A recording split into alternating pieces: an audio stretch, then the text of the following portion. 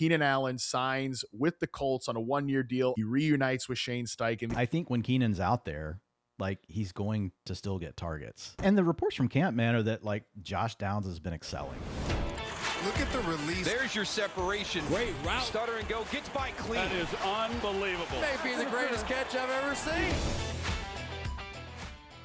Let's start in Indianapolis. Keenan Allen signs with the Colts on a 1-year deal up to about $8.2 million.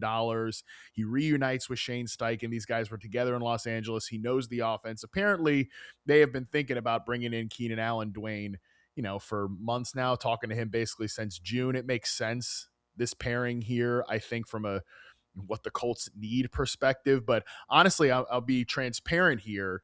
When I was like, I got to talk to somebody about this, like, who can I bring on? And I saw you post a reaction to it on Twitter. And I was like, you know what? I pretty much agree with 95% of this. So let's have Dwain just come on here because I agree with him.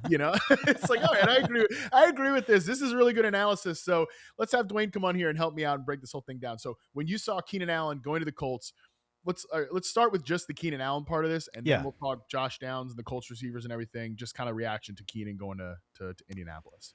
Yeah, so I mean, Keenan, he'll be 34 this year, but like, we have seen him, still earn targets like over these last few years. He's not the same Keenan Allen we once knew, right? Mm-hmm. I mean, it's mostly inside from the slot. He still knows how to read defenses. He knows where to settle down. Quarterbacks can trust him. He's got size. His yak ability is not near what it used to be, but like, he's still a player that can do a certain thing, right, in the offense. And so I think by bringing him in, like, number one, like, Nick Westbrook-Ikhine was going to be your next option if Alec Pierce is not starting the season. So, I mean, they had to do Ashton something. Dulin, Laquan Treadwell, like, they were in a rough Anthony spot. Gould. Rough. People don't know who these people are. Yeah. So, and that tells you why they had to do something. But when I look at Keenan's skill set, like, and what departed with Michael Pittman Jr., like, it makes sense from that standpoint. Like, he can do some of the stuff that Michael Pittman Jr. did. You can still line him up on the outside if you want to play him more as the Z and have him work underneath. He's not replacing Alec Pierce. I mean, Obviously Pierce is the downfield threat, but if they've got to get by a few weeks, like, he gives them another functional target. My first read on the situation is I think he's probably like 55-60% of the routes. Probably plays a lot when they go to 3 wide receiver sets and 11 personnel.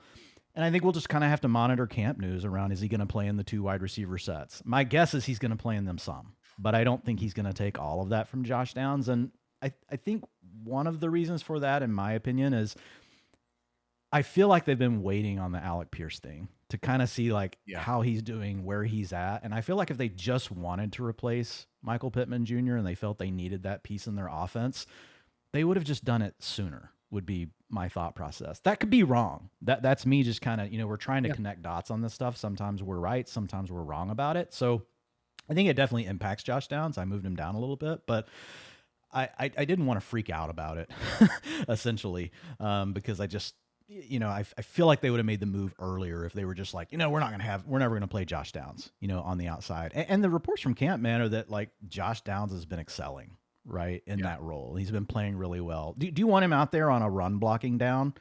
No, but I'm not so sure that's Keenan either. That's probably Nick Westbrook-Ikhine. Like, he's the guy that can, like, bring him down in motion, let him take the insert block against the linebacker, that kind of thing. Mm-hmm. So I am really curious, to see where you sit. But I love the scheme with Shane Steichen. I would rather Keenan didn't sign here.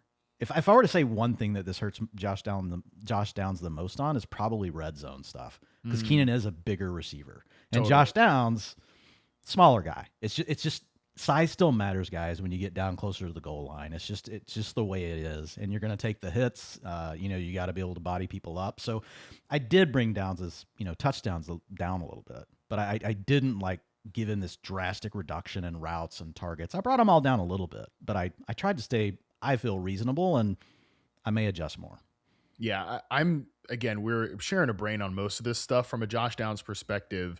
I just, baseline brought him down a little bit. I still want to be ahead of ADP, and I think the ADP will even drop a little bit on Josh Downs from a fantasy perspective, but I still want to be ahead of that. So I was kind of already ahead. I'm still probably planning to be ahead with my update. And again, if you guys listen to the show, you can find my very interactive. Use it for your live drafts, cheat sheet rankings on the site. So those have already been updated.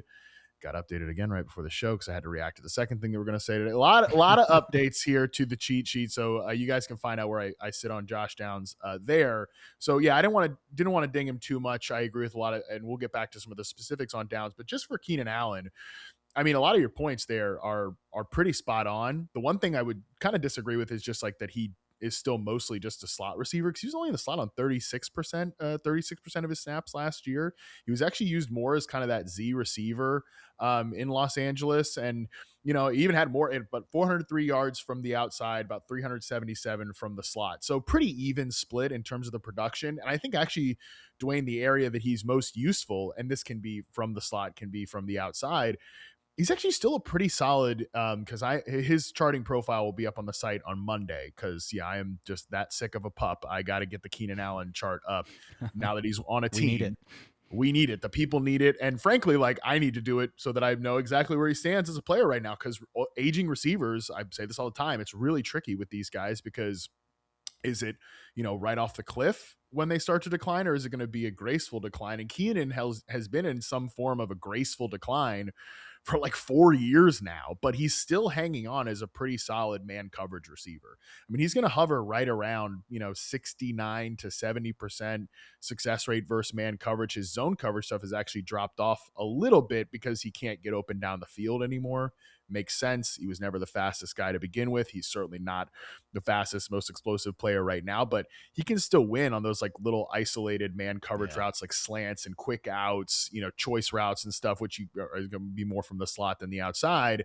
But again, like that does allow him to kind of sort of replicate some of what Michael Pittman did not in the intermediate area on the bigger dig routes and everything like that, but quick slants, quick flat routes. He can do that part of what Michael Pittman did. So I think he will be useful as that Z receiver when they go to 11 personnel, but Downs will likely be the Z receiver in 12 personnel, to some degree. They'll do a lot to kind of cater to him and hide him and things like that. So I still think Keenan, based on who he was last year, and he did really, it's funny, actually, his best game of the season, the classic NFL team stuff. His best game of the season last year came against the Indianapolis Colts, the team that he is currently playing for. And after that, though, he started to kind of drop off. They started to play him a little bit less. I think he only cleared 50 yards receiving in one more game after that Colts eruption, like 11 reception contest. It's kind of after Gadsden became a thing.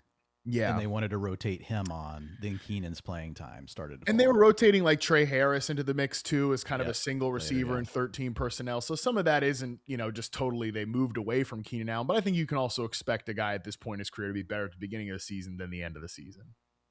Yeah, I think that's certainly fair. And your point about him playing on the outside is 100% true. I guess what I would say more of a Z/slot, right, is really the role. But, operating more and lines blur between those two positions. They do. So Well, like the really good ones that, play both, right, which are a lot of our fantasy stars. Like they're a combo of those two things. So I think we're pretty much aligned on it. I think when Keenan's out there, like he's going to still get targets. And so it's going to have an impact. We can't just say like this doesn't impact any of the rest of the offense, because he's certainly better than what we had with Nick Westbrook-Ikhine.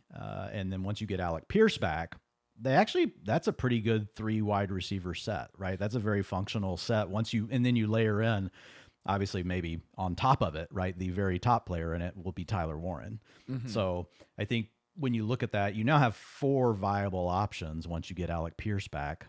Now 3 of them kind of operate in similar areas of the field, with Warren, Keenan Allen, Downs. So it could get a little crowded there. The good news is they don't throw to the running backs very often in this scheme. So it's really mostly going through those guys. JT doesn't get as much, even though he's out there all the time. He's just not targeted that often. So that's the one thing that bothers me a little bit. It's like, man, those guys, they're all very duplicative, and not the way they play, but the areas of the field, right? Really where they attack. That's why the Pierce thing is just so tough right now. He's a really difficult click for me in drafts just because is he going to be out there week 1? If he's out there week 1, is he going to be a compromised version of himself?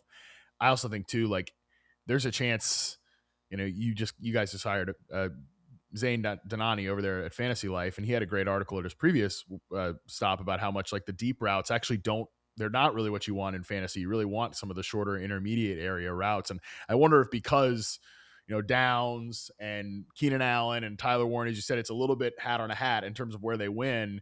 I mean, could this push Alec Pierce even further into like sacrificial vertical receiver territory, which would make him, even more of that kind of boom bust fantasy option? I think that's possible, but they really need him out there to kind of be the vertical receiver in this offense. And last year, to me, he took a big step forward in not just being a sacrificial player, being a guy who could really get open on the bigger in-breaking routes that, Daniel Jones was just cooking on last year. So, I mean, it's just Pierce is difficult because of that part of it, but still very tactically necessary to the offense.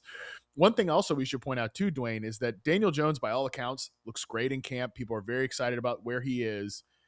He's still a quarterback coming off of a torn Achilles. And while people say this is not Aaron Rodgers, this is not Kirk Cousins, we saw with those guys, they struggled to move after that Achilles tear, and specifically struggled, especially Kirk, struggled getting under center. I mean, Rodgers didn't really want to get under center at this point in his career anyways. But last year, from week 12 on, the Colts were the fourth highest team in terms of their percentage of snaps out of the shotgun. And, number one, that really kind of hindered Jonathan Taylor in the run game overall, being just very shotgun heavy. JT's a little bit better, when he's still great either way, but he's better running under center. That could also lead to more of these like quick passes if they're out of the gun, more 11 personnel in general. So I think it can work mathematically to some degree for Keenan and Downs and Warren, just from that regard as well.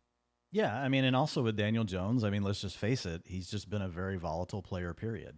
Like we've had two good seasons from him now in his career, and the rest have not been good. You can't put all that on him. He obviously last year's like a half good season, so like one and a half really. So it's like, yeah, I mean, you just have to count that in as well. On your point about Pierce, like I think the other thing, right, is to your point, he did show some of those things, and I went back and watched all this film, and you break it down better than me, but I did notice some of those deeper dig routes and things like that, which were not necessarily things he was doing right over his first two seasons. And so I was a little bit more, as I watched him and researched him more, I kind of got myself a little more excited about him because I thought, there's at least a chance after paying him and seeing that little bit of what he did that they do integrate him further into the offense this year. But now with Keenan Allen arriving and with Josh Downs attacking where he does and Tyler Warren, that's what I wrote, is that I think there's a really good chance that he ends up being really stuck more in that role. There's a risk of it at least, right? Just because that's the different thing he does. And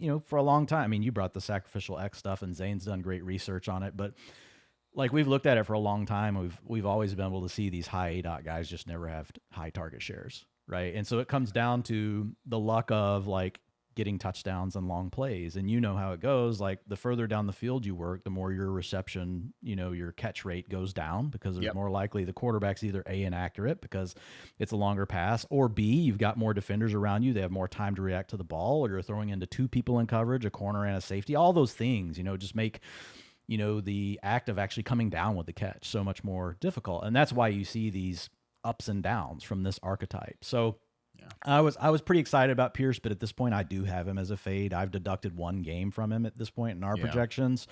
I've brought his targets down. I've moved the average depth of target back up. I had brought it down originally and brought his catch rate up, but I've moved the ADOT back up and brought the catch rate back down. And just with the injury stuff, there's so many receivers I like in that range that I just don't feel a need to force it with Pierce. I could end up being wrong on it, but that's just where I'm at. I think he's a borderline wide receiver 4 actually right now. And you can't get him at that right now. Like no, so it's tough. Yeah, I put him at the bottom of his tier. So again, someone that you can at least consider, but to me, not a player. It's like a fringe top 100. Like I don't know if he's top 100 pick in fantasy. I've got right him now, outside so of it now. Yep. Yeah, he's really difficult to click in that way. As you mentioned, there's just so many receivers in that tier, including Josh Downs, who I would still project to be the leading, at least wide receiver on this team. And it's really all your points about the downfield routes, 100%, especially when you're that X receiver. And last year, Alec Pierce, 84% snaps on ball. That was the 6th highest among anybody I charted last year, behind only Kyle Williams, Nico Collins, A.D. Mitchell, Mike Evans, and George Pickens. So these are a lot of guys that are, very volatile X receiver types. And I think that's Pierce. Like I could see him taking more snaps on ball this year because it's not really what you want out of Downs, Keenan, and even Tyler Warren's kind of not that true, like inline tight end. You want to move him around to get him mismatches and everything. So they get all the scheme advantages. Those guys will 100%. And just on Downs here, just a couple things on him. One, from what I've heard from people who would know and at Colts camp and everything, they have really basically spent the last, week, maybe 2 weeks, just seeing what the limits are of him being an outside receiver and a downfield receiver, like true vertical outside stuff. Like how much can he handle of that? Because basically like it has to be done. They have to play him more in this way. I would contend my second point here is going to be if they can't, and if they don't, they're screwed. Essentially, they're screwed if they can't because of the rest of the guys in the room. So like they're pushing the limits of that. It's just really like you mentioned this. How can they kind of work around him essentially in the run game, both from a tendency perspective and a blocking perspective? Because he is, listed at 171 pounds. I've seen his quads, in the videos. I think he's a little bigger than that now, but he's not much bigger, and plus he's a guy that's been banged up over the course of his NFL career. Even this offseason, he's dealt with injuries. Like he had a high ankle sprain in August of last year and then played through that at the beginning of the year. Forget that. I think it was like a diminished version of Downs for a good chunk of the first season and a half, which is why he had a 75.3% success rate versus man, which is an 82nd percentile number, but it's the worst of his career of the 3 years that I've charted for him. The 82nd percentile, worst of his career. That's a pretty good place to be for Josh Downs. So based on his charting, I think he can play outside Dwain. And in a weird way, I think he could actually be, this is going to kind of sound bad because of how it went for Ladd McConkey last year, but I think what the Chargers wanted when they had Keenan and Ladd together at the beginning of last season, you would see, Ladd McConkey be the slot receiver and Keenan Allen be the Z, and like whether who's on ball, who's off ball kind of went back and forth, but they would use those guys like Keenan on the quick in breakers and Ladd on these like big out breaking routes or bigger breaking routes over the middle of the field. They just didn't have the offensive line to get the football to Ladd McConkey. The Colts actually do. So my just again contention here is if the Colts don't end up using Downs, or Downs doesn't become the player that I think he is based on his charting, I really think they're kind of screwed, man, because otherwise they're going to be this small ball offense that's not a very threatening unit to go against at this point. Yeah, I mean, defenses are just going to be able to sit on things, and then that's going to create more turnovers for Daniel Jones. That'll lead to interceptions. That'll lead to more pass breakups. You have to, even though defenses are like honoring, the deep ball now, they want to take away the big plays. They've still shown tendencies that when they get against an offense like this, that everything is underneath, they will rotate down. We saw it last year late in the season with the Chiefs when defenses just said, we're just going to sit on Rashee Rice. Most teams were not. We used to not do this with Patrick Mahomes, but we haven't seen that version of Patrick Mahomes in some time, and we don't think you have the horses. And so it could be a very similar situation, for the Colts. Now, the one thing the Colts have going for them that the Chiefs didn't, at least last year, is also a very strong run game, right? Yes. So they can dictate more at the line of scrimmage, and they have a very good running back in Jonathan Taylor. So, and that really unlocks the scheme. That's where you get all the motion, the play action, all the things that Shane Steichen's like. Last year, the way I chart stuff and the way I grade offensive coordinators, like he was a top 5 offensive coordinator. 100%. Gets his guys in motion, moves them around, keeps them from getting jammed, makes it where defenses can't just key on them the whole time. Lots of play action, sequencing of plays, also does a very good job of that. Like, it's not just like there's just these cheat buttons that if anybody pushes them, they're going to work, guys. Like the really good coordinators know how to set things up early in the game for later in the game. They know when to pull that out of the bag of tricks based on like what the defense has been showing in the first half. Obviously, defensive coordinators are playing the same game, right? They're also trying to like bait certain things that they know you want to get to in your bag of plays. But I just think Steichen does a very, very good job. So I'm betting on him being able to do this for Downs. I will say with Downs, I had him right there. I had him like wide receiver 32. And now I've got him right there as a borderline wide receiver 3, still wide receiver 2 upside. But I did have to move him down, just a little bit because of this. Like we can't, like I said, can't ignore it.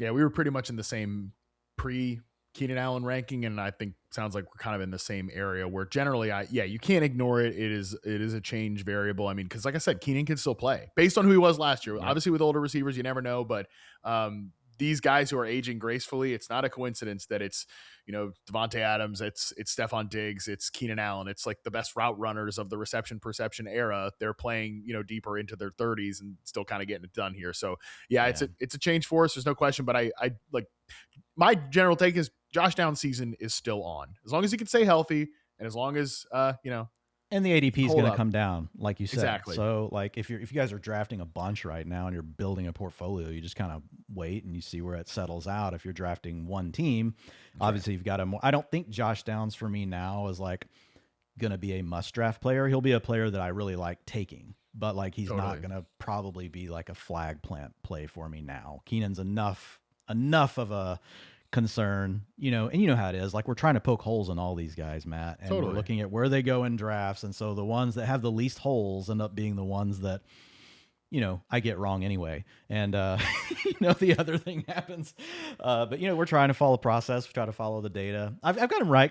I got he and Jaden Reed really close. I think Downs is still a better bet, to play more routes. God, but Jaden Reed, they're back to back in my rankings, and they're similar classic, players, like Harmon guys. Yeah. I think with Reed, what helps him a little bit is the Packers wanting to run more tempo. I think his route share, his route participation rate is probably going to be lower than Josh Downs. But, I mean, right now, the Packers, unless they sign Zach Ertz or whatever, like Luke Musgrave's not playing. So I think early in the year, we're going to see a ton of 3 wide receiver stuff from the Packers. And you hear about them actually giving more control to Jordan Love at the line of scrimmage. So I think when I kind of nitpick both players, I just end up putting them right there together. The one thing I do like about Jaden Reed is I like Matthew Golden, but I also have pretty big unknowns about Matthew Golden.